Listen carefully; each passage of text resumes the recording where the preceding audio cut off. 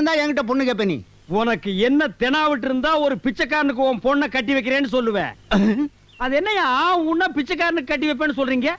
எங்க தைரியம் இருந்தா உன் பொண்ணை எனக்கு கட்டி வை பாப்போம். அது என்னையா பிச்சைக்காரன் தான் உங்களுக்கு அவ்வளவு கேவலமா போச்சா?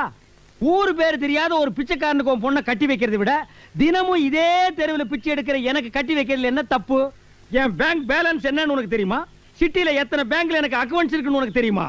இந்தியாவில் இருக்கிற பெரிய பெரிய கம்பெனில என் ஷேர் மார்க்கெட் என்னன்னு உனக்கு தெரியுமா? எல்லாமே தெரியாம சொல்லிட்டேன். உங்களுக்கு எங்கெங்க என்னென்ன இருக்குன்னு சொல்லிட்டீங்கன்னா உண்மையிலேயே கல்யாணத்தை பத்தி பேசலாம்.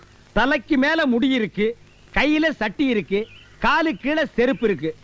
ஓ மண்டைக்கு லவ் ஃபெயிலியர் தான் ஆகியிருக்கும். அந்த வயிற்றுச்சில்ல அந்த பொண்ணோட லவ் கெடுத்துறாதே. போய் அவ காதலனோடவே வாழவை. போடா அரக்கிரவுண்ட் தலையா.